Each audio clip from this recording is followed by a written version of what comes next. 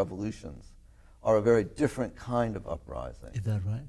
I think so. Mm-hmm. What are you thinking of in terms I'm of thinking, for example, of I don't know how many millions of Americans congregated when Martin Luther King led the famous Civil Rights March. But I'm surprised that uprisings were not discussed to frame that movement the way they are now. What is so peculiar about what is transpiring in the Arab world, which wasn't already rehearsed in the American soil, in the hands of African Americans in particular? Well, Tedros, you know, in 1963, when Martin Luther King gave his famous speech, "I Have a Dream," people came for the day Yes. and went back. I see. It was a one-day affair. If they had occupied Washington, D.C., and refused to leave until certain changes had been made, that would be a very different matter. That's not what happened. I see. Now, it's not fair to say that uprisings were not talked about in the context of the African American movement, because in my view, the movements of the 1960s reached their high point from May to November of 1970. And that was an impetus led by the Black Panther Party, but which involved a rainbow of constituencies. In fact, the first Rainbow Coalition was created by the Black Panther, Fred Hampton, in Chicago. Now, if you recall this history, in May 1970, the Black Panther Party on May Day had a rally for their chairman, Bobby Seale, and Erica Huggins, who were on trial for their life in New Haven. And at that same moment, Richard Nixon gave the order to invade Cambodia. So immediately a student strike broke out. 4 students were killed at Kent State University on May 4th, and 10 days later, 2 students were killed at Jackson State University in Mississippi. These killings sparked the largest strike in the history of the United States. 4 million students and 500,000 faculty went on strike in May of 1970. All over the country, there were protests. In the same period of time, you have the entry of Vietnam veterans into the anti-war movement and their leadership of the movement. You have the Women's Strike for Peace as the feminist movement emerged, and the modern symbol of feminism was born. You have the Chicano moratorium in Los Angeles, attacked by the hundreds of thousands of people, attacked by the police. Journalist Ruben Salazar was killed while writing about it.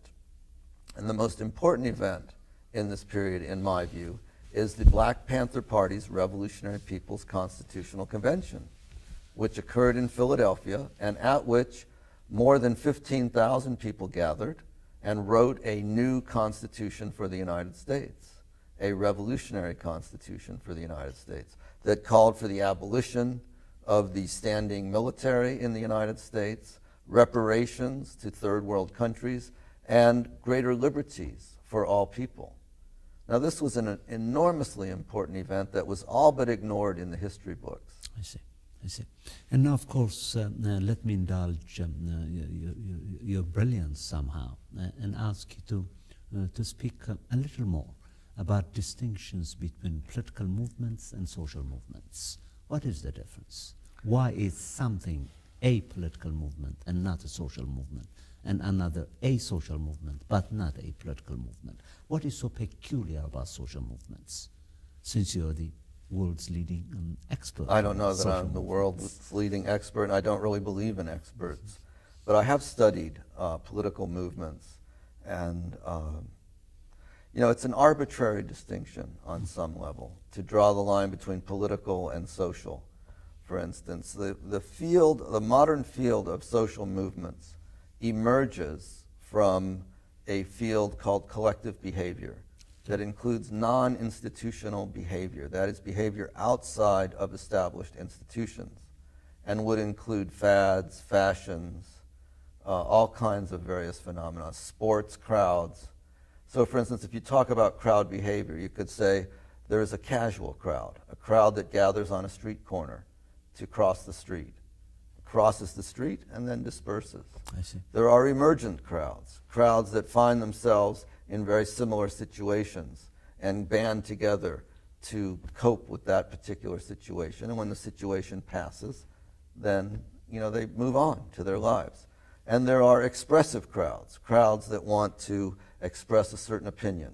For instance, when the Red Sox won the beat the Yankees 4 straight to win the ALCS, students from all over Boston gathered at Fenway Park, and they were attacked by police as if they were a threat to anybody. And one young girl, Victoria Snellgrove, shown in video just standing on the street and smiling, on the sidewalk and smiling, was killed by the Boston police, who used weapons that they should never have used, and which they later, after many protests, agreed never to use again on crowds.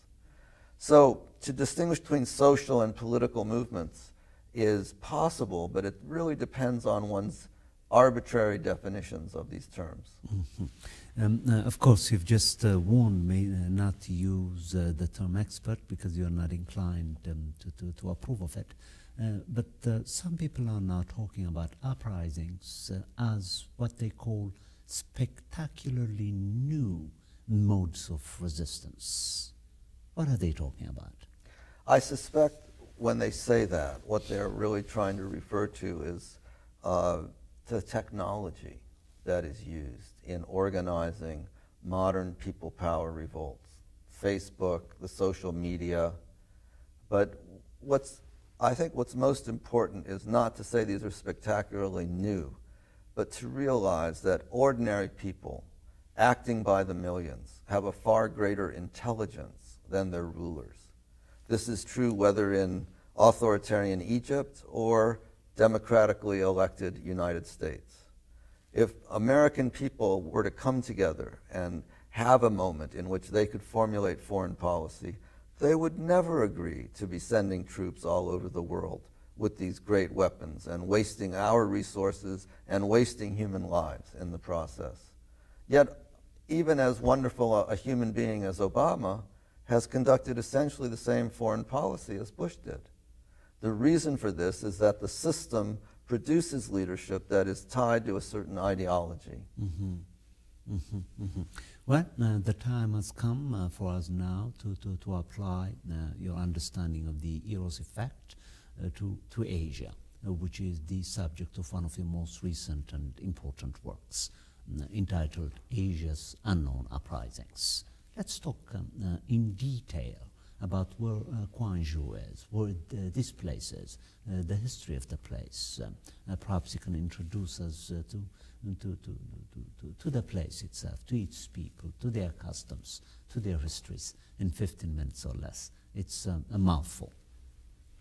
Well, you've used the term Eros effect, and I actually, this is a term I invented, and it came out of my empirical study of the movements of 1968 on a global level. I did years of research, and when I arrived back in California with my research notes from traveling to dozens of countries and reading in 4 languages, very obscure articles, and trying to piece together exactly what had happened, I had a eureka moment. It was a moment at which I realized that, for instance, this general strike that happened of students and workers in Spain had been very much influenced by a general strike in France. That general strike in France had been very influenced by a February conference in Berlin, Germany, that was in support of the Vietnamese struggle against the United States.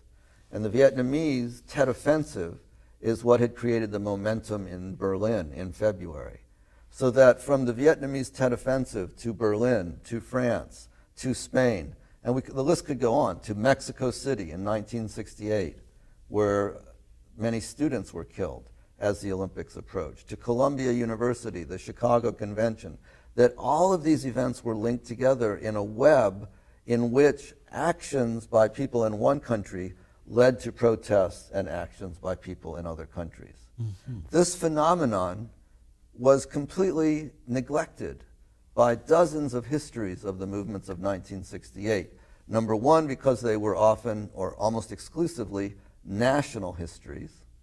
And number two, because the analysts of social movements were locked into theoretical frameworks that localized these struggles. Mobilization of resources, psychological factors of family upbringing,